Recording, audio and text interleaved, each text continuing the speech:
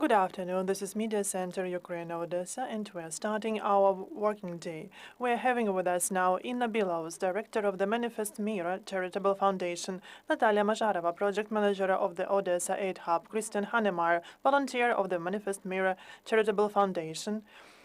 Inna, the floor is yours. Good morning. Thank you very much for inviting us today. I would like to thank everyone who is present here. And today I would like first to talk about stereotypes in our society, because people believe that humanitarian aid is just stolen. And I would like to share the results of our work for the last 6 months. We are not very publicly known because our principle is not to hurt. That's why we not always share all the results. And today I'll try to share general results of our work. But I would like to start with our team, because we have achieved the results thanks to the people who work with us, and some of them are here today. And all the results I'm going to share today, numbers which are rather dry, but all our achievements are thanks to those who are here today and who work with us. We have around 20 members of our team. We have both employees and volunteers in our charitable foundation. And I think it is important today to say that charitable foundations also collect money to pay for those who work there, to make this work sustainable and to have an opportunity to plan further on and to be open. So we are those who eat, how they say in Ukraine, grants. But I see the colossal support of Ukrainians, first of all, because business also feels the impact of the war. That's why we need to attract foreign funds to provide jobs for Ukrainians as well. And we also have 3 foreign volunteers. Eric, who is the director of our international relations department, so to say, has been working with us for a year now. And we also have Phil from the United States. So we have kind of a NATO in our foundation. And actually, over the last year, we've had 3 marriages in our foundation, and 1 child, 1 baby was born. And now let's get to try numbers. We are very careful about our statistics when it comes to personal data. We do not collect passport data, identification codes, and I'd like to emphasize this because now we can see the situations when people are ready to share their personal data in Facebook. So please don't do that, because you should be careful about your personal data. 82,000 families. These are the families that we have supported. But actually, when it comes to the support, when it comes to the aid, it encompasses consultations and support to children with disabilities, and also the work of NGO who join us in our work. That's why this is not only about numbers. This is about the support of people who are in difficult conditions now, even with this status. The number of children, 34,500 children that we've supported, that we provided aid to, and 25,000 kilometers. And actually, this is our route to final beneficiaries. We support those families, those people who reside in the remote parts of the south of Ukraine. Last year, we were more focused on Odessa region, and for the last 3-5 months, we have been supporting families from Mykolaiv and Kherson Oblast. Our focus, of course, is on liberated territories, but we should also remember about people from Odessa Oblast, because the poverty is there, especially when it comes to the villages where it is difficult to get even food products in shops. 50,000 tons. This is the general volume of the humanitarian aid that we've delivered. We started our work in March. On the 24th, I left Ukraine with my children for Romania, and children got to a hospital there. And there we were able to collect the first humanitarian consignment, was humanitarian aid, when doctors actually came to me and offered to collect something for my children. But I told them that I had a list of children with disabilities who were still there in Ukraine. And the next day, they provided us with medication that we were able to send to Odessa. And it took us several days to get acquainted with the Romanian community and Ukrainian community of people who had left. And in a month, actually, we had a warehouse. We cooperated with the municipal council, with the Monster Corporation, NGO. Among our volunteers, there were foreign citizens, Ukrainians, who helped us to work at our warehouse. And by June 2022, we had warehouse in Romania. And then in June, we opened Odesa Aid Hub project. And we were more focused on supporting the southern parts of Ukraine. And we were also focused on logistics here. We have a lot of donors. European Endowment for Democracy supported us the first, Bilous,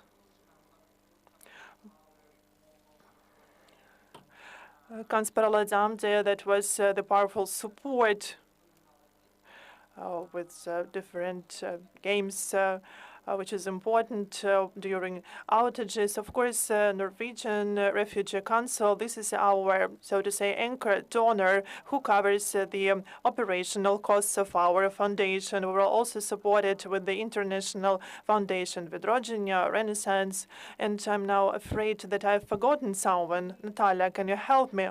And also Lifting Hands. These are our very flexible partners who help us with all force majeure situations now. And also Ukrainian businesses and Romanian companies and communities who helped us when we couldn't find support from big donors. And actually, thanks to them, we understood that we could work and we could be reloaded at the beginning of 2022. Now I would like to give floor to Natalya. And Natalya will tell us more about interesting delivery stories, and also she'll talk about work in the field. Thank you. Good afternoon. I work in the NRC Odesa Aid Hub. This means that in Odessa, we have created a logistic hub to be able to receive the humanitarian aid from abroad and to disseminate it in the part of Ukraine, covering Odessa, Mykolaiv, and Kherson Oblasts. And our focus are the villages which is difficult to reach. So the villages that have not been visited yet by NGOs or some charitable foundations. Starting from June, we have visited more than 60 communities in 3 oblasts of Ukraine. There were 82 humanitarian aid kits. 82,000 kids to 80,000 families.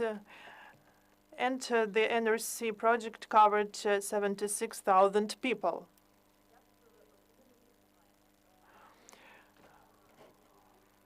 Who are our beneficiaries? Mostly, these are the people who have been significantly affected by the war. These are IDPs, people in difficult conditions, large families.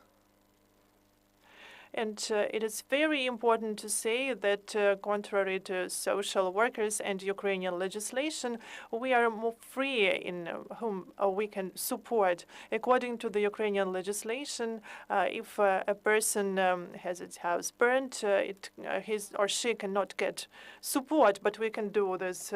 50,000 tons. This is the general volume of humanitarian aid.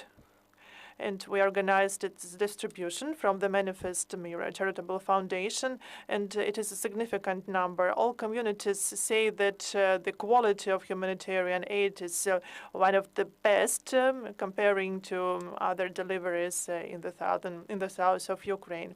What we provide, these are food kits of two categories from the Norwegian Refugee Council that we received from abroad, so the things that are produced abroad. As for the second group, we went through the tender procedure to find contractor in Ukraine to produce Ukrainian food kits or packages. We also have provided household kits and hygiene items. Personal care items are very needed now in the south of Ukraine because after moving, people need somehow to organize their everyday life. We also have provided a lot of diapers both for kids and adults. 4,800, this is the number of people with disabilities who received diapers from us. More than 34,500 children have been supported by the foundation.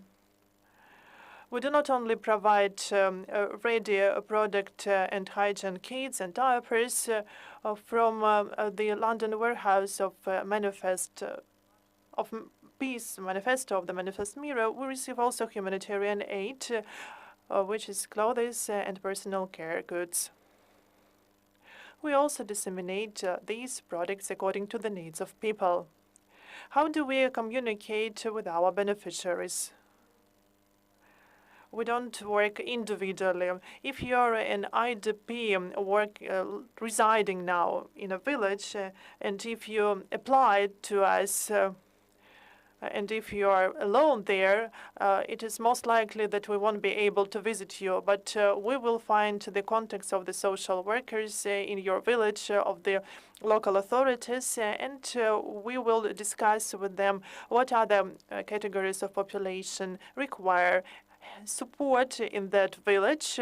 We will study this situation there, and we will then check what we have at our warehouse. And then we can plan our trip, and then we provide such humanitarian aid only hand in hand according to the lists that we get. We never ship anything in the name of the village council. We supply aid just in hands. And it is the most interesting part of our work because our people are beautiful, they have great humor, and even if they find themselves in difficult conditions, and they inspire us a lot. And this motivates us to move on. That's it. Thank you for your speech, and Christian, the floor is yours now. Thank you very much. Let me start by saying that I've been in Ukraine for 3 months, and during that time, I think I have learned maybe 12 words of Ukrainian. Although people are constantly stopping me on the street, asking me directions to different places, and yet right now, magically, I can understand Ukrainian. I don't know why. I'm understanding everything everybody is saying. They asked me to talk a little bit about myself and why I came to Ukraine and what my experience has been since I arrived here. About 6 months ago, I had retired after a long career in humanitarian work. And I'd been sitting in my apartment in Washington, D.C., obsessively watching Ukrainian news. videos, news reports, and so on, since the invasion started.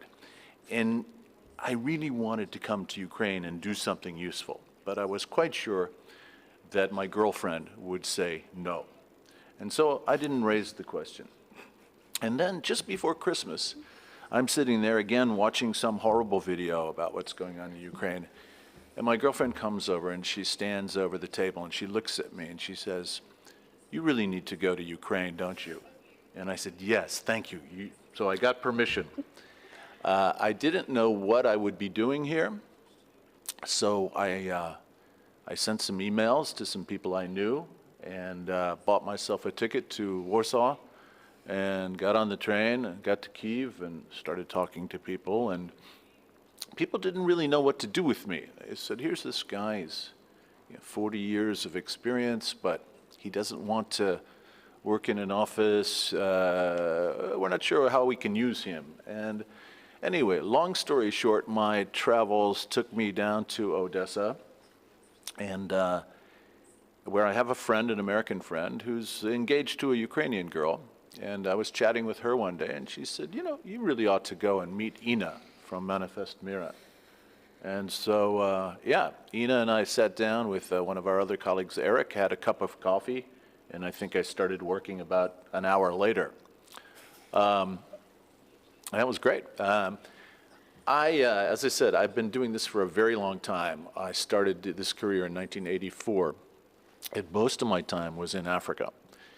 And I've seen lots and lots of wars. I was telling Natalya last night, Burundian Civil War, Rwandan genocide, Congo War, Liberia War, Sierra Leone, Guinea, Iraq, Kosovo, Central African Republic, Sudan, South Sudan, etc. And so I know a little bit about war, but I must say, all of those wars, I have a hard time identifying one where I really felt like there was a side that was good and a side that was bad. Nearly all of these wars, with one or two exceptions, almost everybody was bad. There were no good guys. There were no white hats. And I think what really attracted me to Ukraine was two things. One is this seemed to me like a clear-cut case of aggression. And it was an invitation to be on the right side. The other thing that attracted me was in 2015, I had the opportunity to work in Kharkiv for about 3 months, working with internally displaced people in Donbass. And I worked with a team of about 40 Ukrainians, and they were great people. I enjoyed them. They were fun, they were amusing, they were very cynical and dark, but very fun and amusing. And they remained in my mind. So yeah, I got here, and after so many years of working for international organizations, I find myself in little tiny Manifesto Mira with 20 staff maybe, with very few restrictions, very little bureaucracy, and they just let me do useful things. Nobody tried to get in my way or make my life difficult. They were grateful to have somebody with some experience to advise them sometimes and help them with a few things. They don't spend their days locked in offices. They're rolling up their sleeves and they're getting things done. They're going out to villages, they're delivering assistance, they care passionately about what they do. It was a refreshing change for me because, as many of you know, the international humanitarian world has become a bit, I won't use the word dinosaur, but it's certainly a sector that lacks the freedom and flexibility that local organizations like Manifesto Mira have. And so I think two things that I'll leave you with. One is, yes, the organizations like Manifesto Mira are doing fantastic work, and they should be supported more. But not just because this is a time when humanitarian assistance needs to be delivered. That time will end. We hope it ends soon, but it will end eventually. But really because such organizations are going to play a really important role in the future of Ukraine. They'll be doing things that we can't even imagine now. Not just reconstruction and rebuilding this country, but changing the way people think. So anyway, my thoughts. Thank you. Дуже дякую за вашу промову. Вам є що додати? Thank you very much for your speech. I also would like to say, to add a few words. I would like we would like to share our plans, and we would like to thank actually other people. I would like to share a bit of our plans for the next 6 months. We are planning to effectively deliver humanitarian aid to remote villages, but we would like to work more with the liberated and occupied territories. And I would like now to address all social workers, the heads of villages or informal leaders in those villages that were deoccupied or that were affected a lot by the war in Mykolaiv and Kherson oblasts to contact us. We will discuss your needs with you, the needs of your population, and we will plan this summer and this autumn to bring you the humanitarian aid that you need and to support you. Thank you very much, Inna. I would like to thank our defenders for having this opportunity to supply humanitarian aid to those areas. I would like to thank Ukrainian deminers that actually make the road safe. I would like to also thank our foreign partners and volunteers who also share effective management modules with us that we try to implement to the maximum extent possible. It is difficult, and I would like to thank them for their patience and for their support. This is a huge step forward for us as an organization. I would like to thank our team. I would like to make it to do it once again. And I would also like to thank those NGOs and those small foundations and volunteer groups who have been supporting us, who work together with us. And I think that we have a great coordination of our activities, and I would like to thank everyone for their work. It is very important for us, for our partners, to be open with us and to be transparent. And we have a lot of such partners. I would like to thank them. If you want to join us, our infrastructure allows us to attract other NGOs, other volunteer organizations who are always open. And please be welcome. Dear colleagues, do you have any questions? This is another press conference. Thank you. Thank you for being with us today. We've had with us Bilous, Natalya Mazharova, and Hannemeyer. And see you at noon